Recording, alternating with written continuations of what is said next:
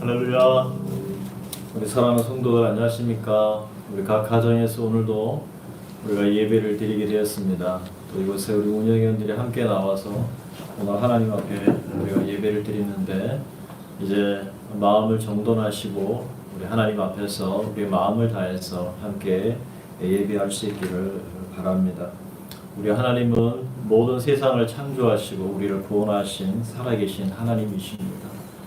오늘 우리 마음을 다해서 우리 살아계신 하나님 앞에 함께 정성으로 예배를 드리도록 하겠습니다. 우리 다 같이 묵도하시겠습니다. 하나님은 영이시니 예배하는 자가 영과 진리로 예배할지니라. 아멘.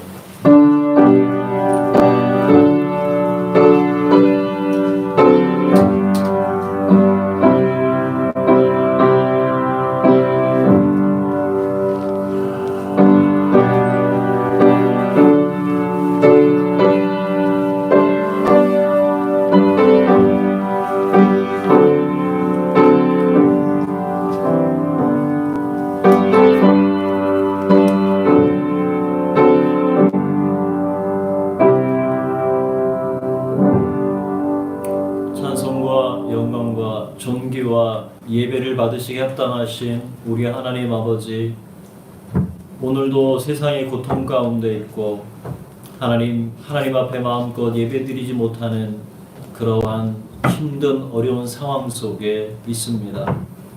저희 교회도 이렇게 공동체로 함께 모여서 한 자리에서 하나님을 기쁘고 감사하게 예배해야 하는데 우리의 어려움 때문에 오늘도 저희들이 인터넷을 통해서 각 처소에서 각 가정에서 우리의 마음을 드려 하나님 앞에 예배 드립니다.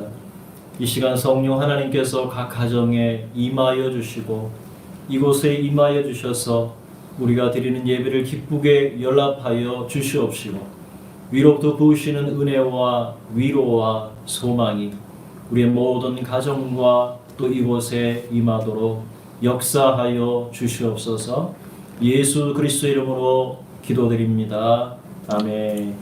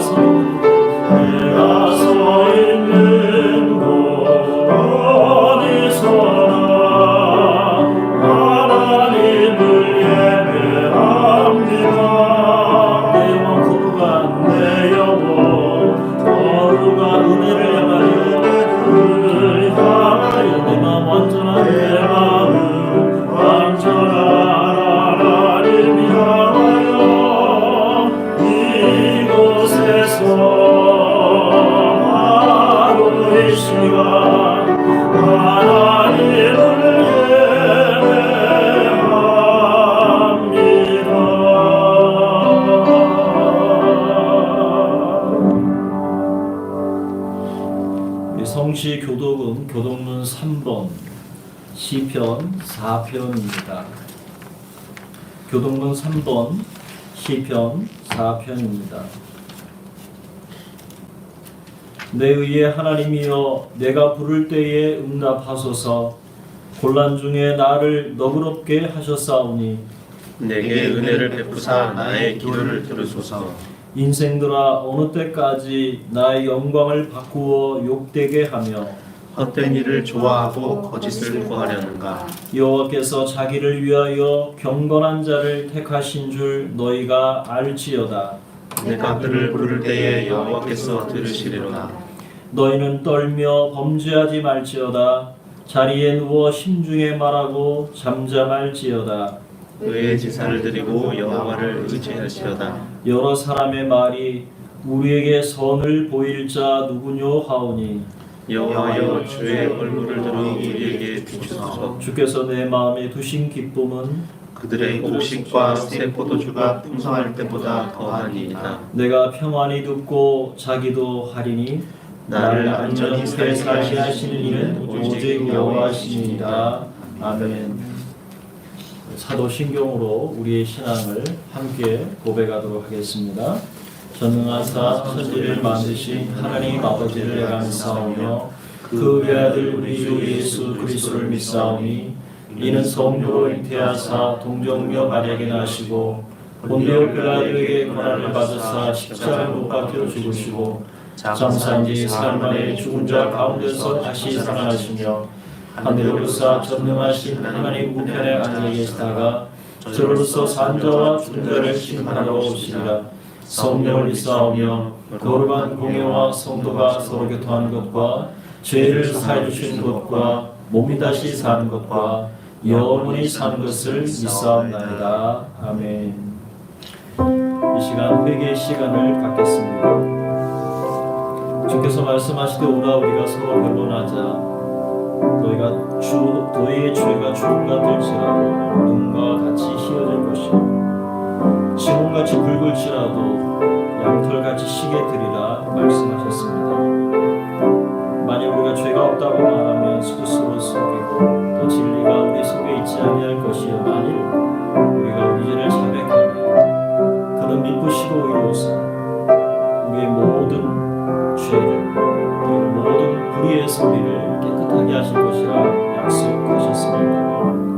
이제 다 같이 한 주간의 삶을 되돌아보면서 하나님 앞에 지은 죄를 조용히 침묵함으로 회개하는 시간을 갖도록 하겠습니다. 기도드리겠습니다.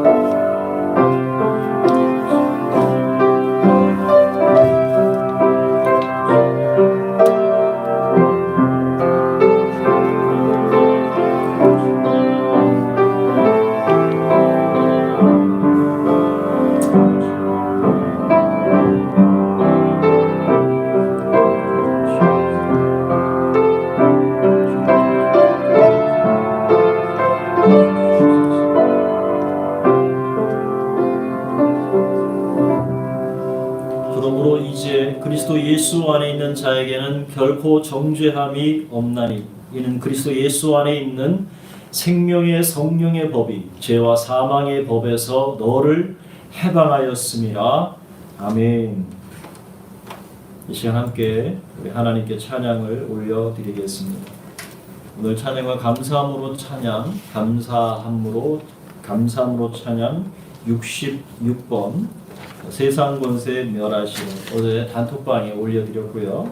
그 다음에 찬송가 268장 죄에서 자유를 얻게 함은 두 곡을 함께 우리 찬양하며 나아가도록 하겠습니다.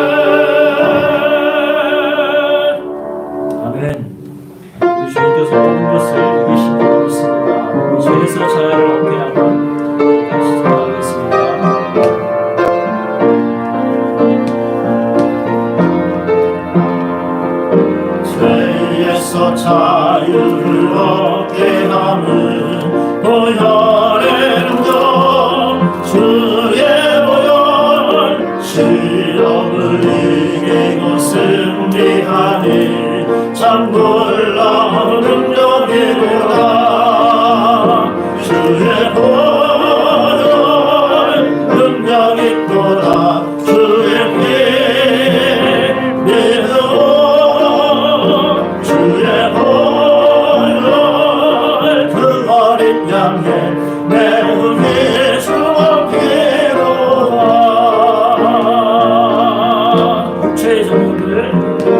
육체의 정욕을 이기는 보혈의 능력 주의 보혈 정결한 마음을 얻게 하니 참 놀라운 능력이로다 주의 보혈 능력 있도다 주의 피 믿음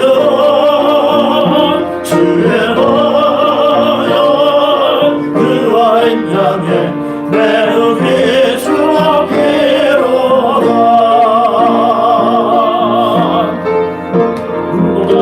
눈보다 더 깊게 밝히는 것 보혈의 능력 주의 보혈 부정한 모든 것 밝히시니 참 놀라운 능력이로다 주의 보혈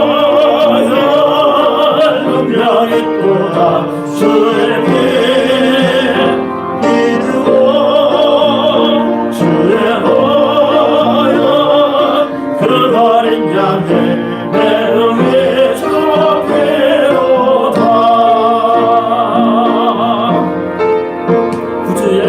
구주의 복음을 전할 제목 보혈의 능력 주의 보혈 날마다 나에게 찬송 주님 참 놀라운 능력이로다 주의 보혈 능력 있도다 주의 피 믿음 주의 보혈 그 어린 양의 매우 귀중하기로다 주의 보혈 능력 있도다 주의 피 믿음 주의 보혈 그 어린 양의 매우 귀중하기로다 다시 한번 주의 보혈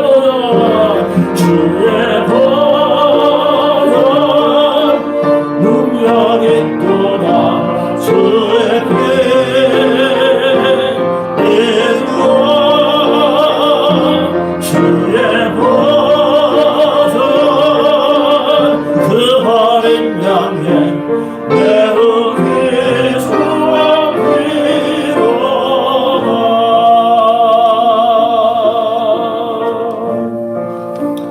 기도할 때에 하나님 오늘 우리 예배를 기쁘게 연합하여 주옵소서.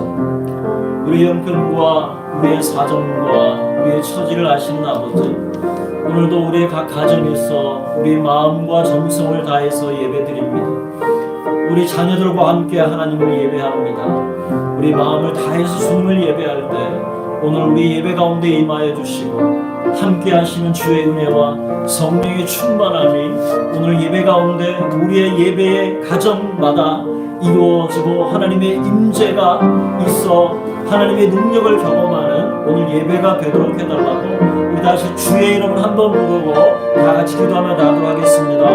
주여 하나님 감사합니다.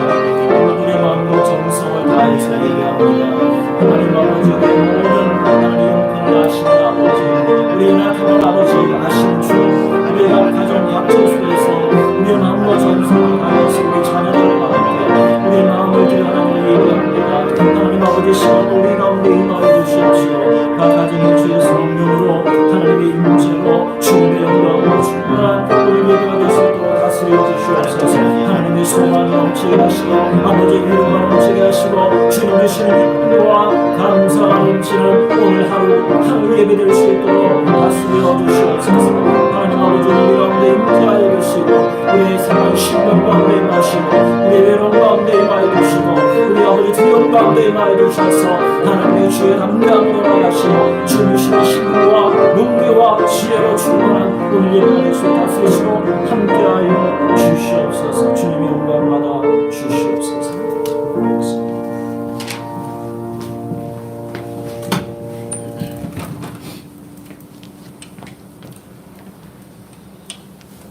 지금도 역사하시고 우리 곁에 계시고 인간의 모든 생사화복을 주장하시는 전능하신 하나님께 찬양과 경배를 올려드립니다. 이곳 또한 각자의 가정에서 영상으로 드리는 예배 가운데 임재하셔서 저희의 예배를 받으시고 또 저희에게 귀한 은혜를 허락하여 주옵소서. 세상은 지금 작은 바이러스 하나로 상상하지 못한 큰 고통을 당하고 있습니다.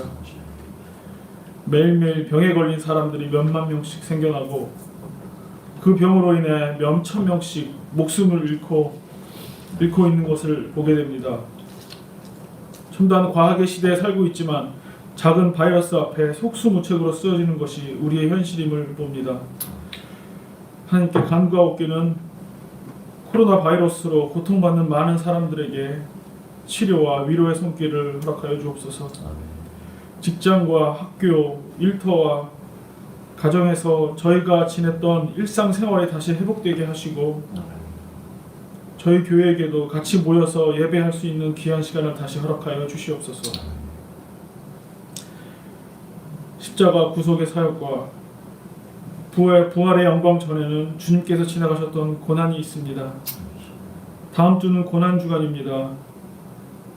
고난과 핍박 없이는 부활의 영광이 없었습니다. 우리의 신앙도 고난과 힘든 역경을 잘 이겨내어서 정금과 같이 단단해지는 하나님의 자녀의 모습이 되길 소망합니다. 사랑하는 목사님, 말씀을 가지시고 이곳에 오셨습니다. 말씀 전하실 때에 하나님의 귀한 말씀이 대언되길 소망하며 그 말씀을 듣고 저희가 변화받아 지금 이 힘들고 어려운 시기를 잘 극복할 수 있는 저희들 될 수 있도록 인도하여 주시옵소서. 각자의 가정에서 또한 이곳에서 드리는 예배 가운데 하나님께서 함께하여 주시고 모든 순서를 주관하여 주시옵소서. 예수 그리스도 이름으로 기도드리옵나이다. 아멘.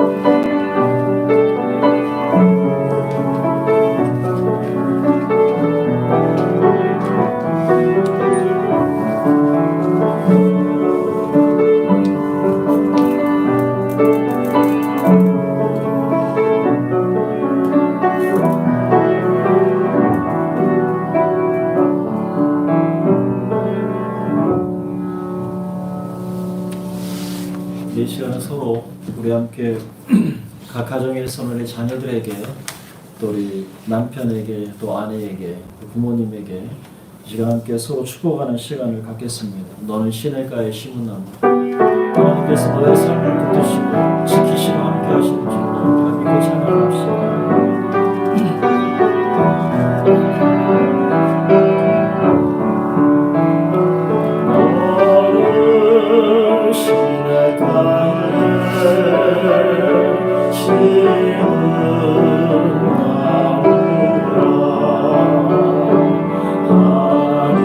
하나님의 사랑아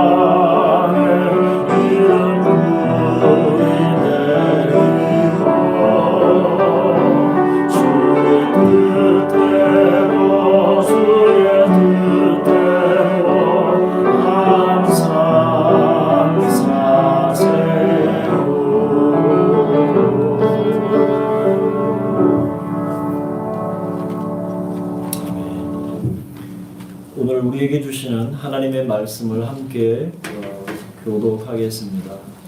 오늘 주신 하나님 말씀은 마태복음 21장 1절에서 11절 말씀입니다. 마태복음 21장 1절에서 11절 말씀. 제가 가진 성경은 34쪽에 있습니다.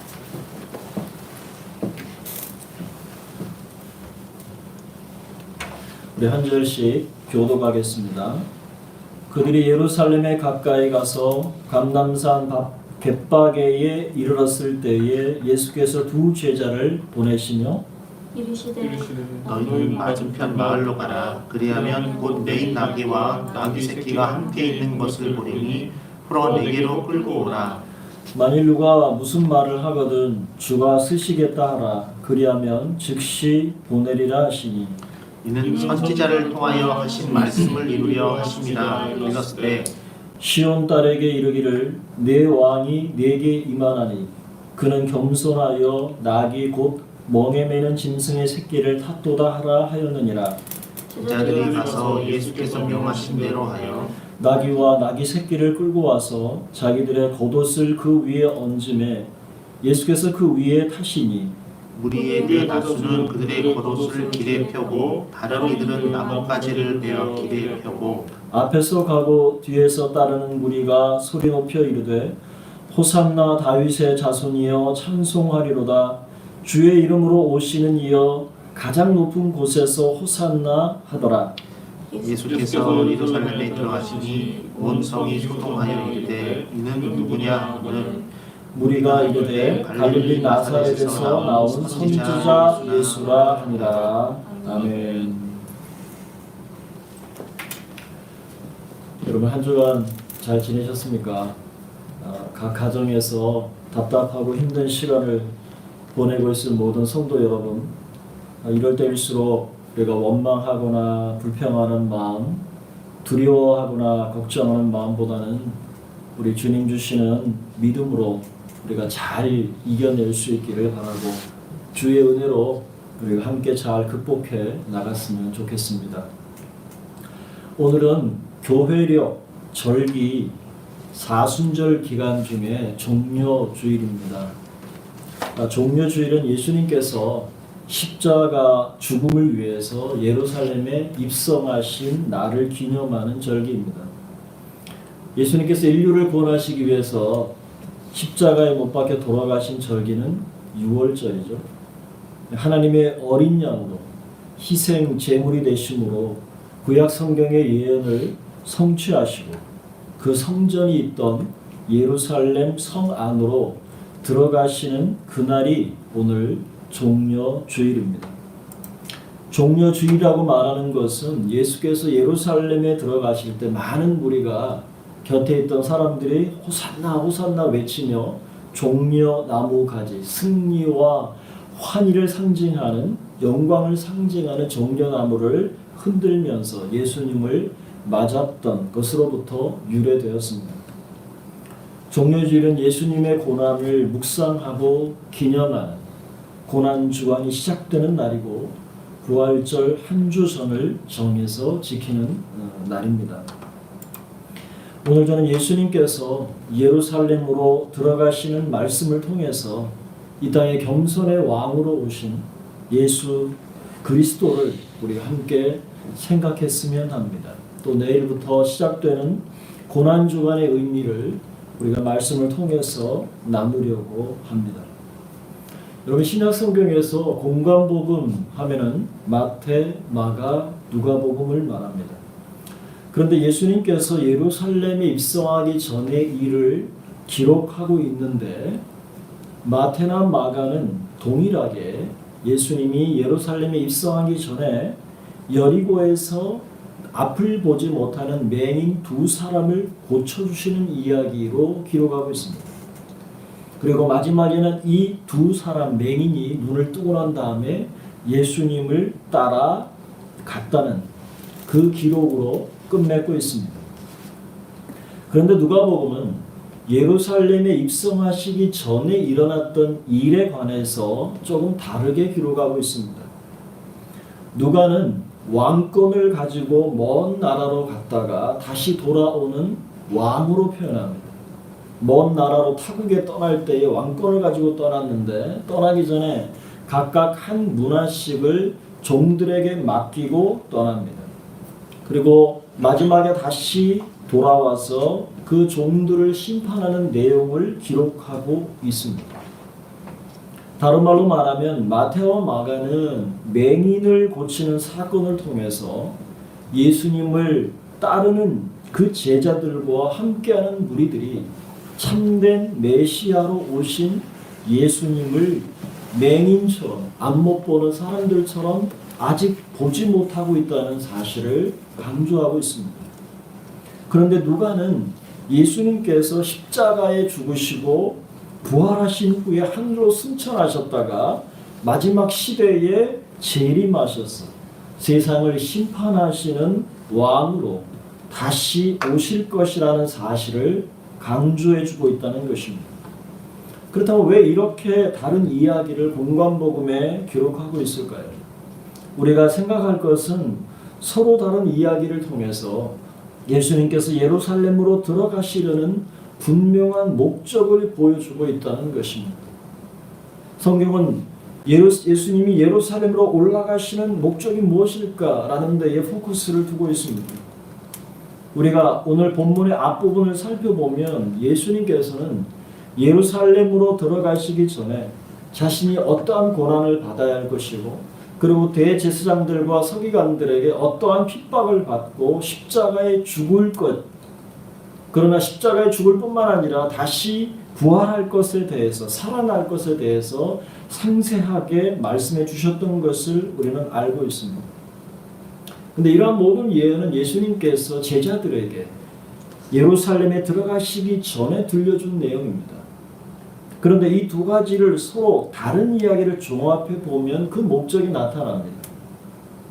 누가는 왕의 권위를 받아서 타국에 갔다가 다시 오는 이야기, 그것을 통해서 예수님께서 예루살렘에 들어가셔서 유월절 어린 양으로 고난 받으시고 십자가에 달리셔서 피를 흘려주시고 그 다음에 장사한 지 사흘 만에 다시 부활하신 후에 예수님은 하나님의 보좌 우편으로 올라가시는, 승귀하시는, 그래서 그 왕으로 앉아 계실 것이고 마지막 날에 다시 이 땅에 오실 것이라고 하는 먼 미래의 일을 누가는 기록해주고 있습니다.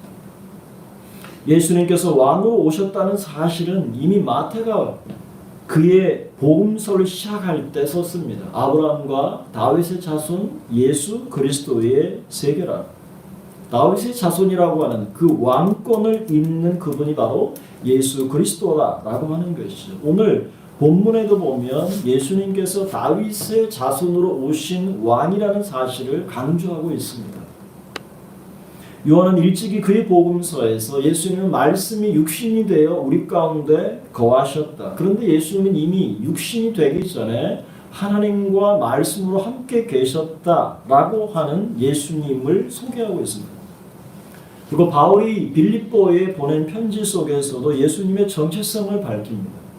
그는 근본 하나님의 본체시나 하나님과 동등됨을 취할 것으로 여기지 아니하시고 자기를 비어서 종의 형체를 가지고 사람들과 같이 되셨고 사람의 모양으로 나타나셨다라고 밝히고 있습니다.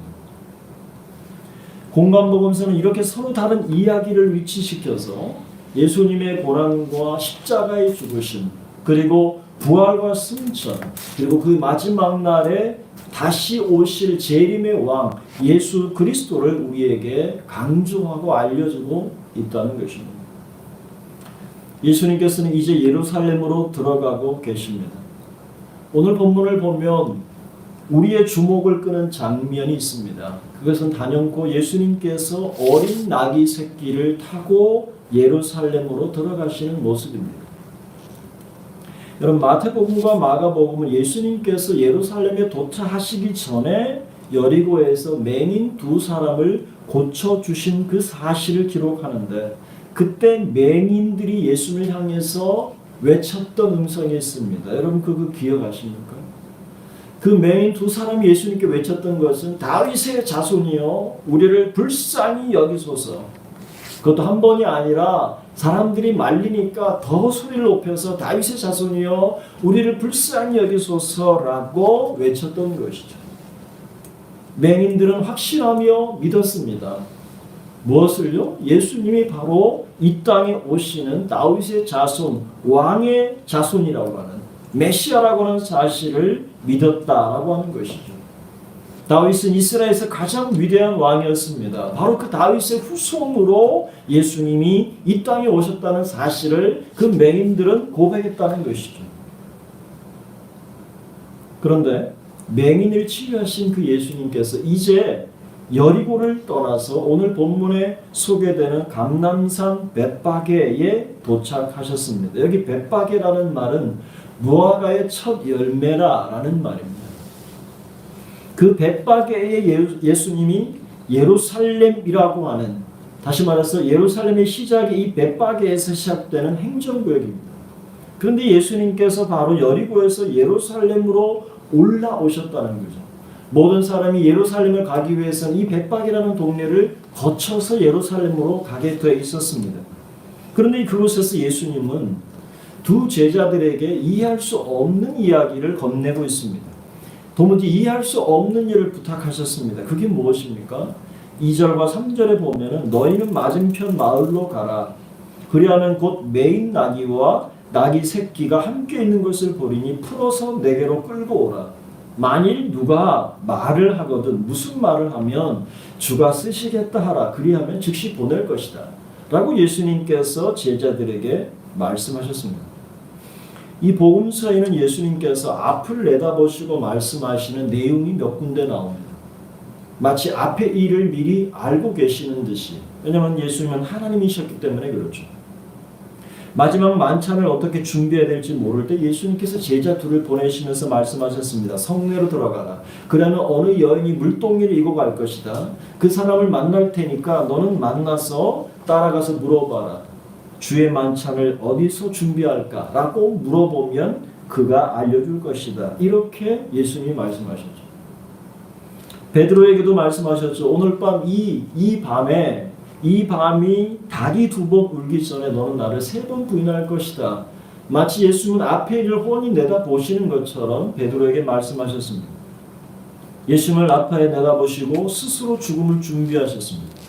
이번에도 예루살렘으로 들어가시면서 자신을 위해서 나귀와 나귀 새끼를 내어줄 사람을 이미 알고 계셨던 것이죠.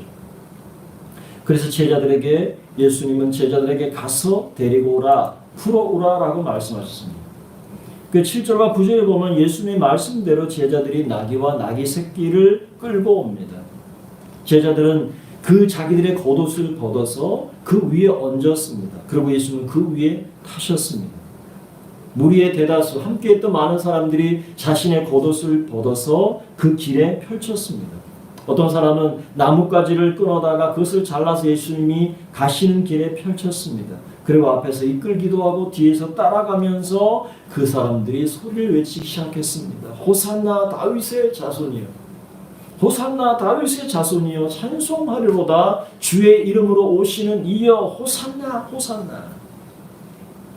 예수님은 그렇게 예루살렘을 어린 나귀 새끼를 타고 예수님은 예루살렘으로 들어가고 계십니다. 그런데 여러분, 왜 하필 나귀였을까 하는 것입니다. 백마도 아니고 황금 마차도 아닌 왜 나귀였을까요? 그것도 어린 나귀 새끼를 굳이 제자들에게 풀어오라고 하셨을까요? 여러분, 이런 모습을 한번 상상해 보시기를 바랍니다. 레드 카펫, 아주 밝은 레드 카펫을 밟고 황금 마차를 타고 당당하게 성으로 들어가시는, 개선 장군처럼 성으로 들어가시는 그 왕의 모습을 여러분 한번 상상해 보시기를 바랍니다. 그런데 예수님은 펼쳐진 그 무리의 겉옷, 그리고 사람들이 꺾어서 놓았던 그 종려 나무 가지들이 깔린 흙먼지가 가득한 길에서, 그것도 새끼 나귀를 타고 힘겹게 그 새끼 나귀가 뒤뚱거리면서 성으로 들어가시는 그 모습, 여러분 어떻게 보면 너무나 초라한 모습 아닙니까? 예수님은 그렇게 힘겹게 뒤뚱거리는 그 나귀 새끼를 등에 타시고 성으로 들어가시고 계시다라는 것입니다. 여러분, 예수님의 공생애는 철저하게 이스라엘의 절기와 이스라엘의 시간을 따라 진행되었습니다. 왜냐하면 예수님의 탄생과 공생애는 구약의 선지자들이 예언한 대로 성취되어야 했기 때문입니다.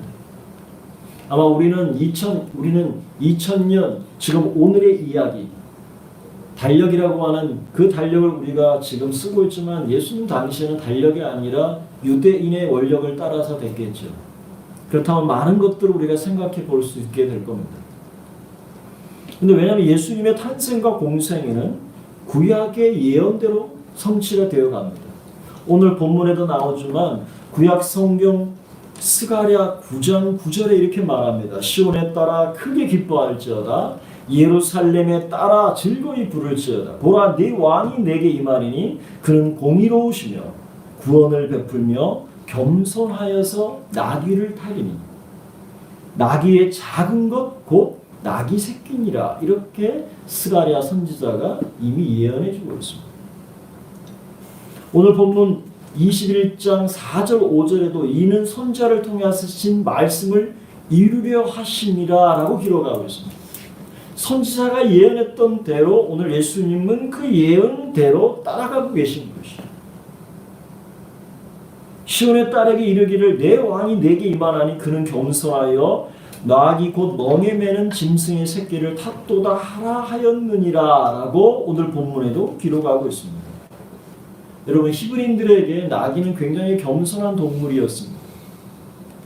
그리고 순종을 상징하는 동물이었습니다. 왜냐하면 나귀는 그 성질상 자기 주인이 정해준 구유에서만 자기의 밥을 먹는 짐승입니다. 다른 데 기웃거려서 남의 밥통을 기웃거리는 그러한 짐승이 아니라는 겁니다. 주인이 만들어준 그 구유에만 먹는 짐승으로 알려져 있습니다. 다시 말해서 그 주인에게만 순종하는 짐승으로 인식되었습니다. 그래서 이사야 1장 3절에 이렇게 기록합니다. 소는 그 인자를 알고 나귀는 주인의 구유를 알건만은 이스라엘은 알지 못하고 나의 백성은 깨닫지 못하는도다. 이렇게 기록하고 있습니다. 그 사실을 볼 때도 그 나귀는 주인의 구유를 안다는 것이죠. 그런데 예루살렘에 왕이 임하실 때 순종과 겸손의 이미지를 가진 바로 그 나귀를 예수님이 타고 가신다는 거예요. 그 왕이 순종과 겸손의 왕으로 오신 분이라는 사실을 성경은 말씀해 주고 있고 예수님은 철저히 구약의 예언을 따라서 그 뒤를 따라가고 있다는 것이죠. 이런 왕의 이미지를 가져야 한다고 믿었던 역사적인 이유가 있었습니다. 왜 왕은 이렇게 겸손해야 할까? 그 근원은 바벨론 시대로 거슬러 올라갑니다. 바벨론의 포로로 끌려간 유대인들을 여러분 한번 생각해 보시기 바랍니다. 자신들이 하나님께 불순종하고 우상을 섬긴 것에 대한 심판으로 예루살렘이 멸망당했습니다. 그리고 그들은 그 전쟁의 패배해서 바벨론으로 다 끌려가 그들은 노예의 삶을 살았던 것을 알고 있습니다. 그래서 그들은 생각했습니다. 다시는 하나님께 불순종하고 우상을 섬기는 범죄를 반복하지 않아야겠다라고 그들은 다짐했습니다. 뿐만 아니라 만약 복으로 돌아간다면, 만약 하나님께서 우리에게 다시 예루살렘으로 돌아가게 하신다면 자기들을 위해 세워지는 왕조차도 하나님 앞에서 항상 순종하고 겸손할 수 있는 왕이 세워져야 한다고 생각했습니다.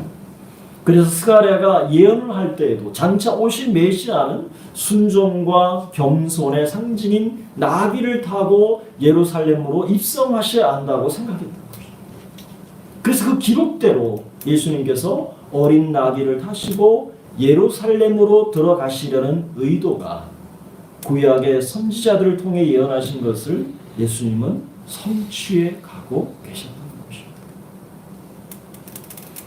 마태복음 11장 29절에 보면 수고하고 무거운 짐진 자들아 다 내게로 오라 내가 너희를 쉬게 하리라. 예수님 말씀하시죠. 그때서 뭐라고 말씀하십니까? 나는 마음이 온유하고 겸손하니 나의 멍에를 메고 내게 배우라. 그리하면 너희가 마음이 쉼을 얻을 것이다. 내 멍에는 쉽고 내 짐은 가벼움이라. 이렇게 예수님 말씀하셨죠. 예수님의 말씀을 따라 겸손의 왕으로 임하신 분입니다. 예수님은 그 마지막 예루살렘으로 입성하실 때 자신이 왕으로서 구약의 예언을 이루시기 위해서 그 어린 나귀를 타시고 순종해서 들어가고 계셨다는 것입니다. 왕이 어떻게 겸손할 수 있는가? 한 국가의 왕으로 숭고하고 탁월한 이미지를 만들고 백마를 타고 당당하게 입성해야 할 왕이 뒤뚱뒤뚱거리는 나귀 새끼를 타고 예루살렘으로 들어가시는가 하는 것입니다. 우리의 왕 예수님은 이렇게 진심으로 겸손하신 왕이셨습니다. 그 왕으로 오신 예수님께서 이제 예루살렘으로 들어가실 때 나귀 새끼를 타셨습니다. 얼마 전에 예수님께서 제자들에게 예언하셨던 고난과 십자가의 죽음, 그리고 핍박을 통해서 십자가에 피 흘려 돌아가실 것과 그리고 부활하실 것이며 다시 승천하시고 영광을 얻으시기 위한 고난의 폭풍이 불고 있는 그 고난의 폭풍 속으로 우리 예수님은 들어가고 계시는 것입니다. 우리는 이번 고난의 한 주를, 내일부터 시작되는 고난의 한 주를 우리는 기도하면서 예수님께서 걸어가셨던 그 발자취를 우리가 뒤따르게 될 것입니다. 여러분, 우리 각 가정에서 우리 어린 자녀들과 함께 예수님이 가셨던 그 한 주간의 삶을 우리가 묵상하면서 고난의 한 주를 우리가 함께 보낼 수 있기를 바랍니다. 그런데 우리가 여기서 주목해야 할 한 가지 사실이 있습니다. 예수님께서 어린 나귀를 타고 예루살렘으로 들어가실 때 예수님을 바라보는 사람들의 반응이 엇갈렸다는 것입니다. 어린 나귀를 타고 가시는 그 예수님의 모습을 보면서 서로 다른 반응이 나왔습니다.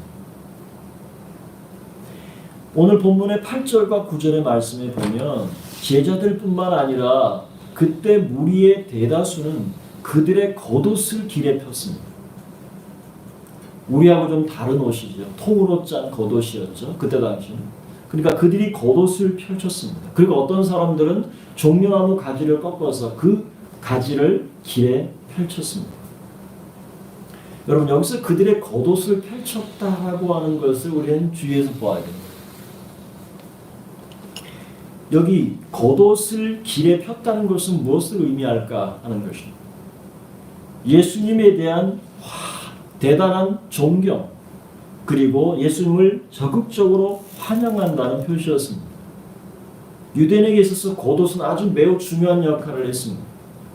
그 겉옷에는요, 여기 옷 단술이라 그래서 하나의 뭔가를 붙여서 그들의 자신의 겉옷을 만들었습니다. 그것은 뭐냐면 바로 자신의 신앙을 고백하는, 하나님 앞에서 613개, 많기도 하죠. 유대인들은 하나님 앞에 어떻게 하면 하나님의 뜻을 위해 살아갈까라고 그 율법을 적은 기록의 수가 무려 613개의 율법을 쫙 기록해서 그것을 자신의 옷 속에 달았다. 그래서 평상시에 그 겉옷을 길에 펴고 그 위에 앉을 수 있는 사람은 없습니다. 평상시에는 그 겉옷을 벗어서 아무도 그 위에 앉을 수 있는 그런 사람이 없습니다. 왜냐하면 그 겉옷이 가지는 의미가 하나님의 말씀에 담겨진 옷이기 때문에 그들은 함부로 취급하지 않았습니다. 귀하게 다뤄져야 했던 것이죠. 그런데 제자들과 무리들이 자신의 겉옷을 벗어서 나귀의 등에 얹고, 그리고 자신들의 겉옷을 벗어서 그 길에 펼쳐서 예수님이 그것을 밟고 지나가시도록 했다라고 하는 것이죠. 여기 이러한 행동의 의미는 나의 모든 것, 그리고 나의 인격과 그리고 나의 지위와 나의 모든 권위, 이 모든 것이 바로 당신의 발 아래 있습니다 라는 표현입니다. 내 모든 권위와 내 모든 것이 당신의 발 아래에 있다는 말은 무엇입니까? 당신이 바로 나의 왕이시며 당신이 바로 나의 메시아이며 당신이 바로 나의 주인이십니다 라고 하는 순종의 고백이었던 것입니다. 또 다른 의미는 왕으로 오시는 이의 발이 땅에 닿지 않기를 바랍니다 라는 존경의 표시였던 것이죠. 다수의 사람들이 예수님을 메시아로 받아들인다는 존경의 표시였습니다. 그래서 9절에 보면 그들이 앞서가고 뒤에서 따르면서 뭐라고 외쳤습니까? 호산나 다윗의 자손이여 찬송하리로다. 주의 이름으로 오시는 이여 가장 높은 곳에서 호산나 호산나. 그들은 찬송하며 예수님을 환호했습니다. 여러분 시편 113편부터 118편은 6개의 시편에 보면 제목이 할렐이라고 되어 있습니다. 할렐이라고 하는 찬양입니다. 이것은 이스라엘 백성들의 절기 의식에 있을 때마다 자주 불려졌던 시편들입니다. 대표적으로 할렐 찬양이 불려진 절기는 유월절 그리고 초막절이었습니다. 특히 유월절 의식 가운데 니산월이라고 하는 날이 14번째 날 자정에 유대인들은 함께 모여서 유월절 만찬을 나누게 됩니다. 그리고 예루살렘에서 유월절 만찬에 참여했던 모든 사람이 이제 다 집에 있는 지붕으로 올라갑니다. 그리고 지붕 위에 올라가서 거기서 할렐이라고 하는 이 시편 113편부터 118편까지 노래를 쫙 부르는 하나님을 높이는 것이죠. 하나님을 찬양하는 것이죠. 특히 118편 25절에 보면 호산나 찬양으로 유명합니다. 이 여호와여 구하옵나니 이제 구원하소서. 여호와여 우리가 구하옵나니 이제 형통케 하소서. 여기 호산나는 히브리어로 호시아나라고 발음합니다. 그런데 우리를 구원하소서라는 의미죠. 여기서 호산나라는 단어를 사용할 때 이스라엘 백성들은 하나님과의 관계성을 생각합니다. 호산나라는 표현 속에서 마치 아버지와 아들 그리고 왕과 백성의 관점에서 그들은 명확하게 하나님을 인식하고 있는 것이죠.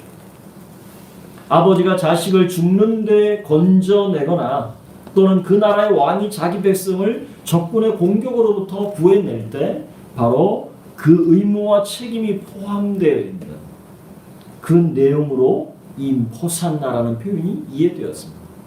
그래서 우리가 호산나 호산나 소리를 높여 부르는 것은 하나님 구원해 주소서. 그리고 우리를 우리에게 메시아를 보내셔서 실제적으로 구원을 이루어 주소서라는 간구가 담겨져 있었던 것입니다. 호산나 다윗의 자손이여라는 이 고백 속에는 이스라엘을 구원하실 다윗의 자손으로 오신 왕이 바로 당신입니다 라는 그 고백이 담겨져 있었던 것입니다.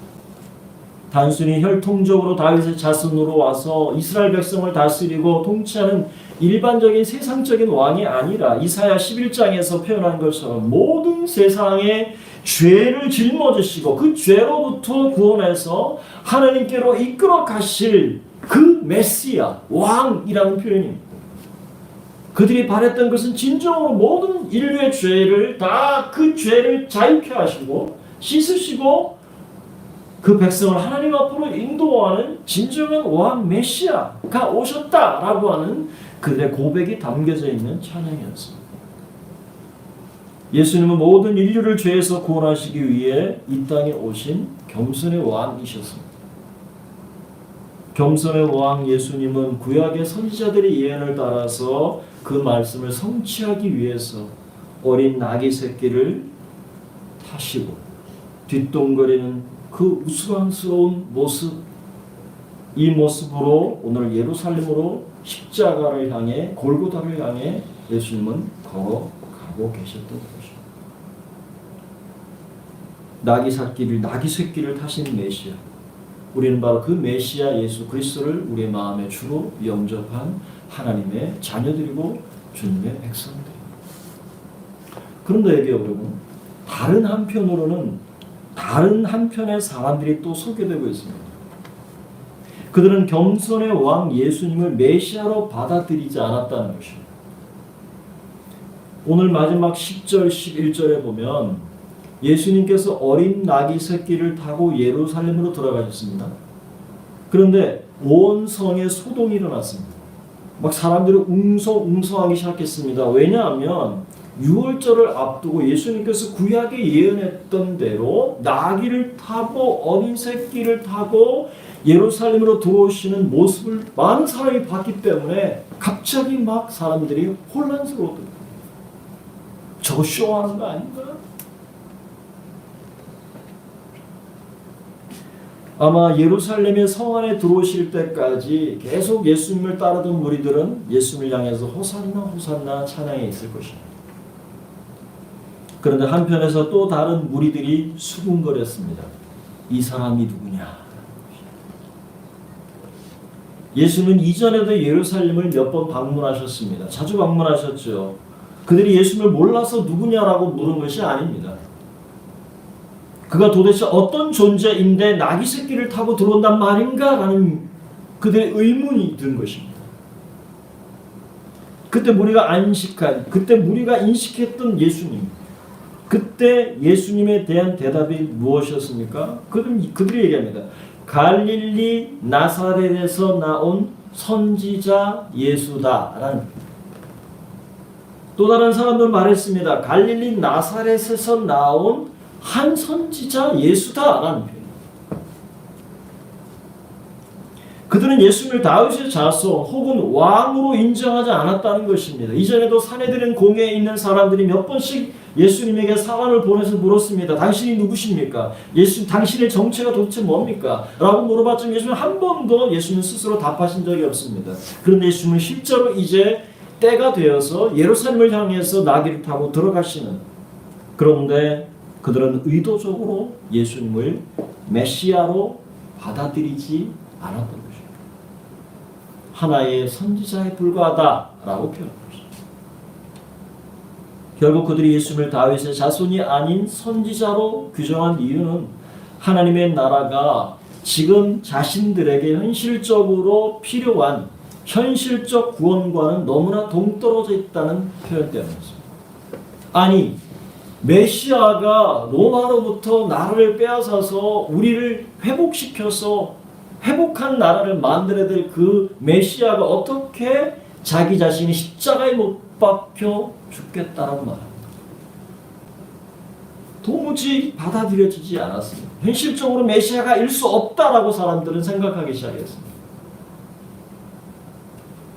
예루살렘 성에 어린 나귀 새끼를 타고 들어가셨던 그 예수님, 그분은 왕으로 인정하지 않는 것은 여러분 오늘날도 마찬가지입니다. 오늘날도 많은 사람들이 예수님을 자신이 생각하고 자신이 기대한 것과는 너무나도 다른 존재라는 것이죠. 어떤 사람은 말합니다. 내가 법 없이도 살 수 있고 우리 아버지는 법 없이도 살 수 있는 분인데, 법 없이 살아갈 수 있는 의인이지 자신이 죽을 죄인이라는 사실을 믿고 싶어 하지 않습니다. 많은 사람들은 자신이 죄인이라는 사실을 부정하려고 합니다. 믿지 않습니다. 내가 무슨 죄가 있냐는 것이죠. 그러면서 예수님을 자신의 메시아, 자신의 왕으로 받아들여지지 않습니다. 배척합니다. 지금도 마찬가지죠. 예수님께서 이루시려고 했던 하나님의 나라는 무엇입니까? 그것은 구약의 예언을 따라서 겸손하게 새끼 나귀를 타시고 예루살렘으로 들어가서 하나님의 어린 양으로 고난과 십자가를 통해 인류의 죄를 구속하시고 구원하시려는 목적, 이것이 바로 주님이 예루살렘에 들어가는 하나님 나라의 목적이었습니다. 이것을 믿는 우리 모두는 바로 하나님의 백성이며 우리는 하나님의 자녀가 되는 권세를 이미 얻은 것이다. 그러나 안타깝게도 오늘 본문에 있는 다른 무리들처럼 아직도 예수님을 구원의 왕으로 인정하지 않고 살아가는 사람들이 많습니다.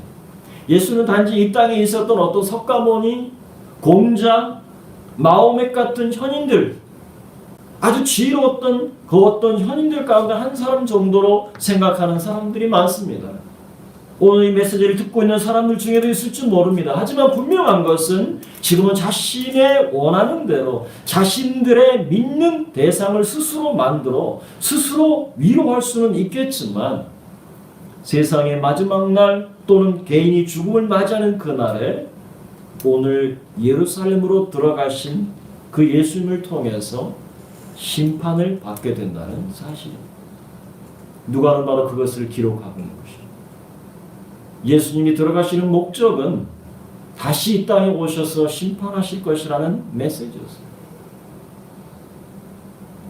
예수님은 세상을 죽음으로부터 모든 죄악으로부터 구원하시기 위해서 이 땅에 오셨습니다.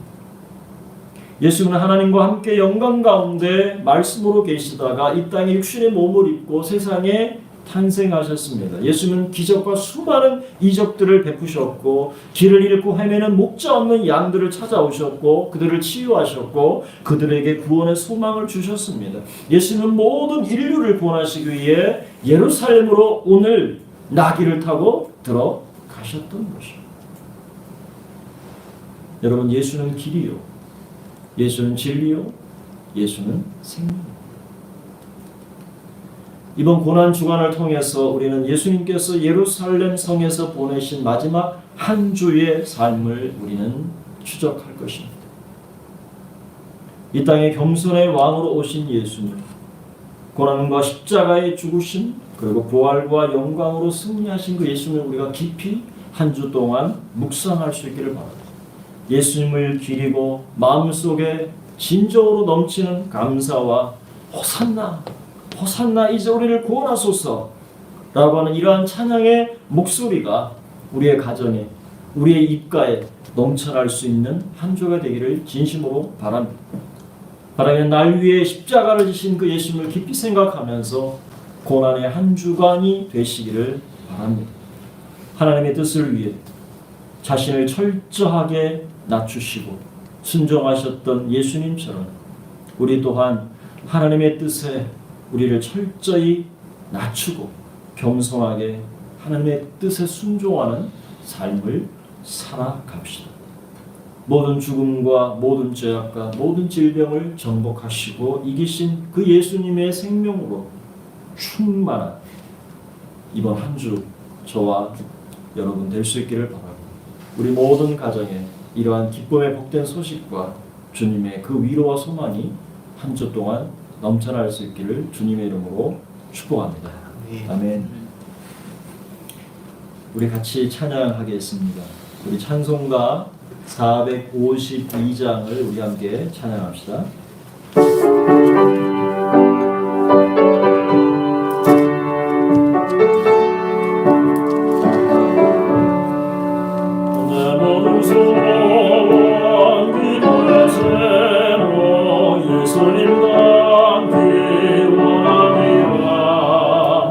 예수님 영상 나의 길 위에 세상에 고맙지않네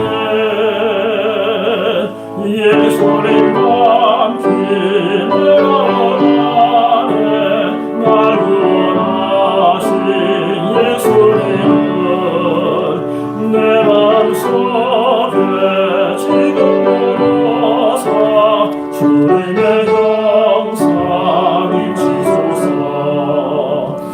무한한 사랑 풍성한 은을 슬픔 자리로 하시는 주 길 잃은 죄인 부끄러운 예수 그 영상과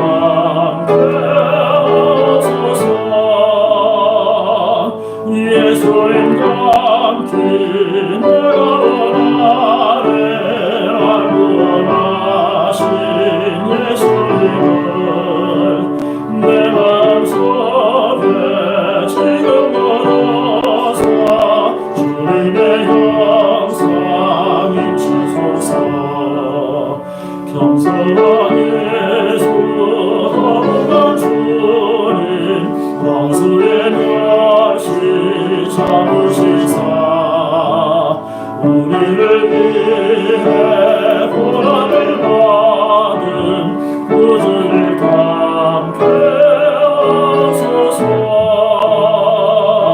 예수님과 함께 내가 원하네 날 구원하신 예수님을 내 맘속에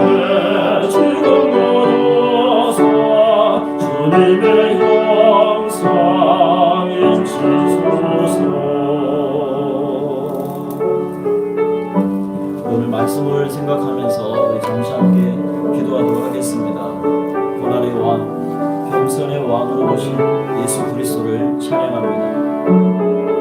내 허물과 그리고 나의 죄로 말미암아 죽었던 영을 다시 살리시고 죽음과 죄악과 질병에서 우리를 자유케 하시고 높은 보좌를 버리시고 하나님의 뜻에 순종해서 이 땅에 오신 예수, 고난의 십자가를 거절하지 않으시고 나의 죄를 짊어지시고 골고다 언덕을 오르신 주님, 이 고난의 한 주를 예수님을 찬양하며 예수님을 깊이 생각하고 나를 살피겠습니다. 은혜로 함께 하시고 사망과 죄와 질병으로부터 우리를 자유케 하여 주옵소서.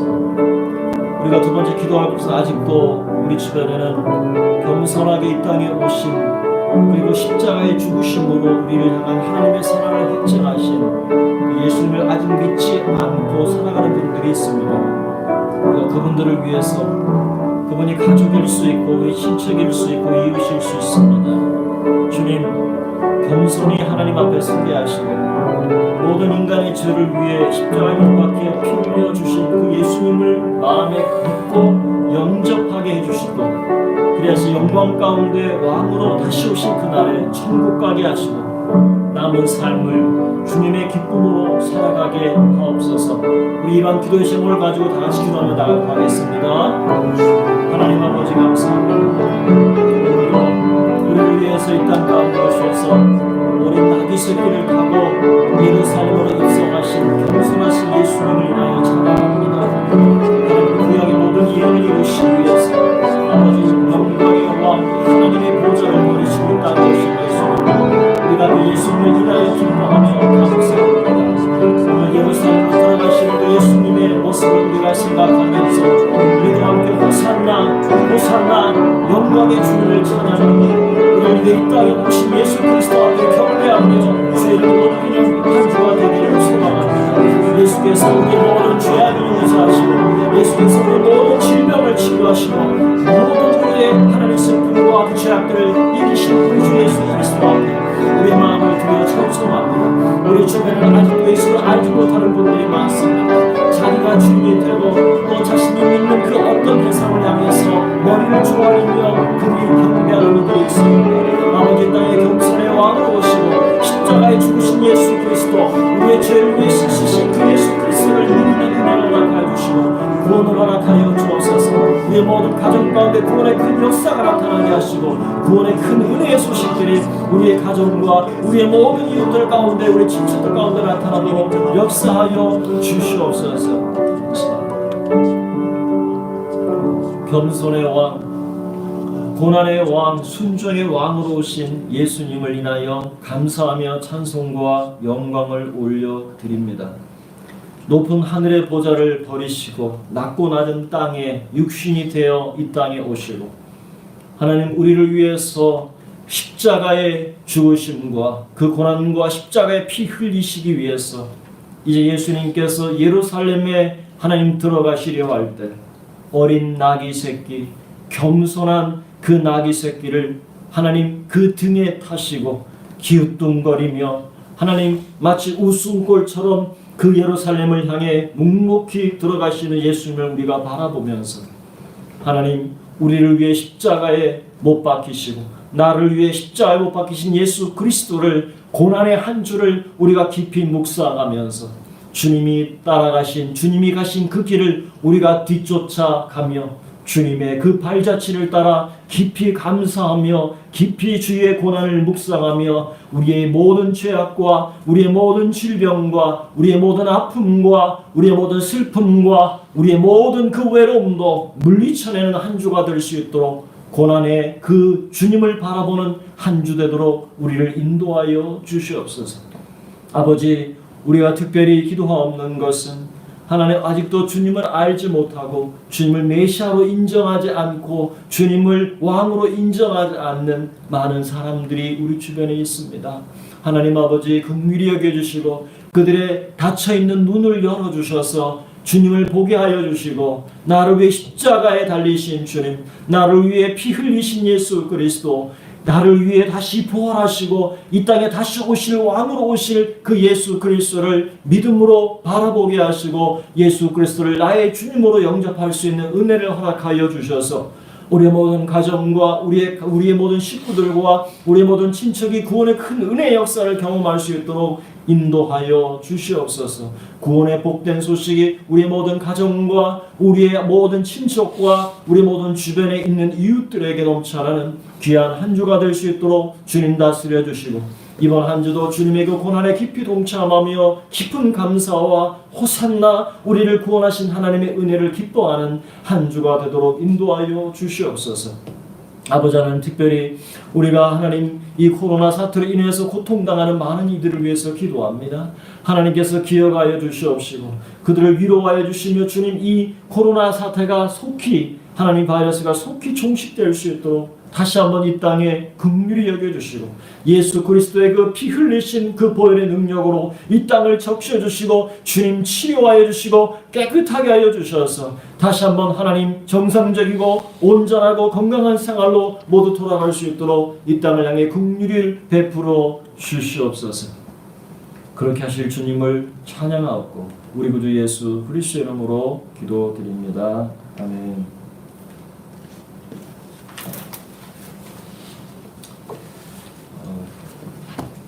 교회 소식은 여러분 주보를 참고해 주십시오. 오늘 4월에 출생한 우리 모든 식구들 진심으로 축복하고 축하합니다.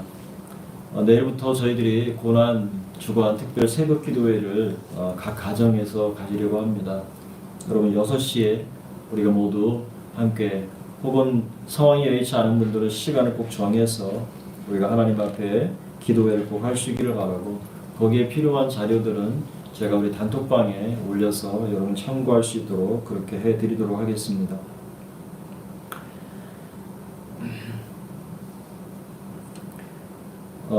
지난주에 한국에 들어가신 우리 이훈익 집사님, 오정원 집사님 가정 한국에 잘 도착했고 그리고 음성 판정을 받고 기과 조치돼서 자가격리 중이라고 연락이 왔습니다. 위에서 기도해 주시고 도와주신 모든 분들에 인해서 감사의 마음을 전해왔는데요. 또 이훈익 집사님도 잘 돌아올 수 있도록 여러분 기도해 주시길 바랍니다. 제가 단톡방에 올렸듯이 특별히 우리 에스더 성화 집사님에 좀 기도해 주시길 바랍니다. 하루에 10시간씩 정말 생사의 갈림길에 선 분들 앞에서 간호하고 수고하고 계신데 내일부터 12시간 그것도 중환자실에 투입이 되어서 코로나 바이러스로 고통하는 분들과 함께 일하게 되시는데 하나님께서 지키시고 보호해 주셔서 건강하게 해주시고 안전케 해달라고 특별히 또 여러분 기도해 주시면 감사하겠습니다. 제가 지난주에 저희가 부활주일 때 성찬식을 해야 마땅한데 그것을 이제 인터넷으로라도 할 생각을 했습니다. 그런데 여러 가지로 기도하면서 생각해 보니 좀 무리가 있겠다 하는 생각이 들어서 성찬식은 저희가 가을에 하나님께서 이 좋은 날들을 우리에게 허락하시고 우리가 가을에 추수감사주일 때 성찬식은 그때 모여서 하는 것으로 하겠습니다. 성찬식은 대단히 중요합니다. 왜냐하면 예수님의 살과 예수님의 피를 먹고 마시는 그리스도인으로서는 그리스도의 지체된 확증이기 때문에 그렇습니다. 여러분 가톨릭에서는 떡은 주는데 성찬식에서 피는 주지 않습니다. 포도주. 왜 그러냐면 그 피가 너무 중요하기 때문에 그렇습니다. 그러나 우리 기독교에는 성찬과 성찬을 통해서 우리가 떡과 포도주를 접할 수 있다는 것은 대단히 큰 은혜입니다. 우리가 1년에 2번은 하지만 올해 이 문제로 인해서 우리가 하지 못하지만 가을에는 우리가 모두가 모여서 할 수 있도록 함께 기도해 주시면 정말 감사하겠습니다. 또 새로운 소식들은 여러분 계속해서 단체 톡을 통해서 업데이트하도록 하겠습니다. 이제 우리 하나님 앞에 찬송하면서 준비한 헌금을 하나님 앞에 드리도록 하겠습니다.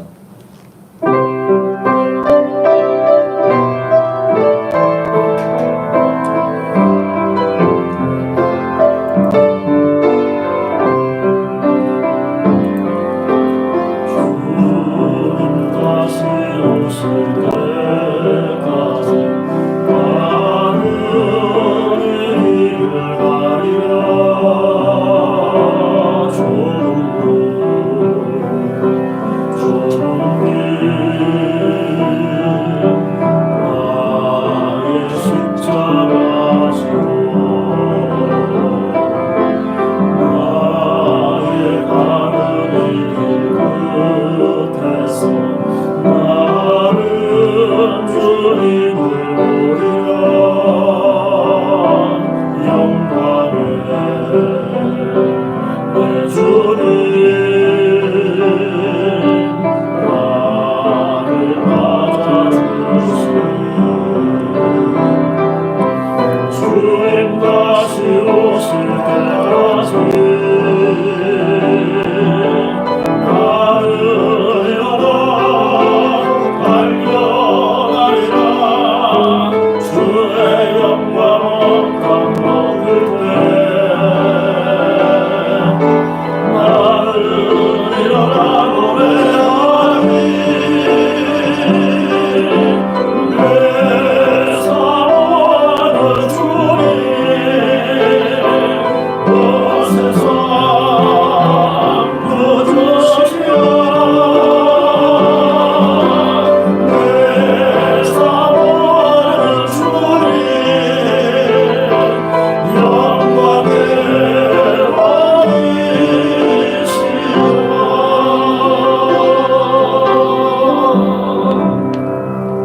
기도하겠습니다. 하나님 아버지, 저희의 삶을 인도하시고 한 주간도 지키시고 보호해 주신 은혜를 인하여 감사합니다. 하나님, 코로나 사태로 인해서 가정에서 머물러 있는 우리 성도들이 대부분이고 또 재택근무를 하는 우리 성도들이 많이 있습니다. 하나님, 한 주간도 우리가 가족들과 함께 지내면서 불편한 점도 많고 또 유익하고 기쁘고 행복한 순간도 많습니다. 그러나 한 주간 동안 저희를 지켜주신 은혜를 인하여 감사드리고, 하나님, 우리가 세상을 바라보게 될 때 이 코로나로 인해서 바이러스 하나로 눈에 보이지 않는 이 하나 때문에 고통당하는 수많은 사람들이 너무나도 많습니다. 하나님께서 긍휼히 여겨주시고 이 땅을 하나님 치유하시고 회복시켜 주시기를 간절히 소망합니다. 저희가 한 주간도 이렇게 하나님 스웨덴의 보건당국의 하나님 입장과 태도 속에서 우리는 지낼 수밖에 없지만, 하나님께서 우리 모든 각 가정들을 하나님 지켜 보호하여 주시고 하나님의 날개로 덮어주셔서 안전할 수 있도록 살펴주시기를 원합니다. 아버지 하나님, 하나님께서 한 주간도 우리가 주님 주시는 위로와 소망과 또 우리 주님의 고난을 깊이 한 주간도 묵상하면서 한 주간도 믿음으로 승리하는 한 주가 될 수 있도록 은혜 더하여 주시옵소서. 아버지, 경제적으로 인해서 어려움 당하고 고통당하는 우리의 지체들을 우리가 생각해 봅니다. 하나님께서 은혜를 더하여 주시옵시고 살 소망과 살 길을 열어주시며 우리가 이럴 때일수록 함께 협력하고 또 함께 베풀며 서로 돌아보아 사랑과 선행을 격려하는 그리스도의 진정한 공동체가 될 수 있도록 인도하여 주시옵시고, 이 땅의 많은 교회들 가운데 하나님께서 위로와 소망으로 충만케 하시고 모든 성도들의 주의 백성들의 삶을 지키시고 보호하여 주시며, 특별히 아버지 하나님의 유럽 가운데 있는 많은 한인 교회들과 또 아버지 지체들 가운데 긍휼히 여겨주시고 하나님의 돕는 손길과 하나님의 살펴주심과 하나님의 지키시는 은혜로 충만하게 인도하여 주시옵소서. 우리의 각 가정, 우리의 사무실, 연구실, 아버지 하나님 또 일터에서 수고하는 우리 모든 성도들의 삶을 지켜주시고 한 주간도 주님의 위로와 소망과 주님의 주시는 그 기쁨으로 충만한 한 주간 삶으로 승리하는 한 주가 될 수 있도록 다스려 주시옵소서. 우리 가운데 연약한 지체들을 주님 기억하여 주시고 주님이 찾아가시고 하나님의 암탉이 자기 새끼를 품는 것처럼 주님의 그 포근한 날개로 덮으시고 주님 치료하여 주시고 속히 회복시켜 주시고 온전케 하여 주시옵소서. 아버지, 우리 자녀들에게 지혜를 주시고 답답하고 힘들고 어려운 시간들을 잘 하나님 지혜롭게 극복할 수 있도록 하나님 지켜주시고 우리 모든 삶의 터전을 붙잡아 주시옵소서. 예수 그리스도의 이름으로 기도드립니다. 아멘. 이제는 주 예수 그리스도의 은혜와 하나님의 크신 사랑하심과 성령님의 내주 감동 충만 역사 교통하여 주시니 겸손의 왕 예수 그리스도 겸손하게 어린 나귀를 타시고 고난의 골고다 언덕을 향해서 묵묵히 걸어 들어가신 우리 주 예수 그리스도의 그 은혜, 그 십자가의 죽으심과 그 부활과 영광과 다시 오실 주님을 바라보며 이 땅에 구원의 충만한 은혜가 임하기를 소원하고 바라는 우리 모든 사랑하는 성도들의 심령과 가정 위에, 열방 위에, 교회 위에 이제부터 영원토록 함께 계실지어다. 아멘.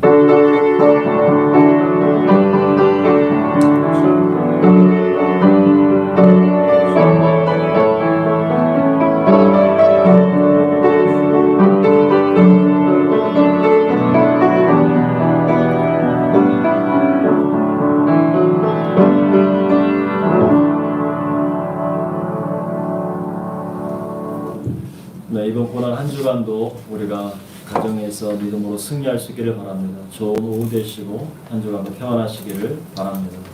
감사합니다.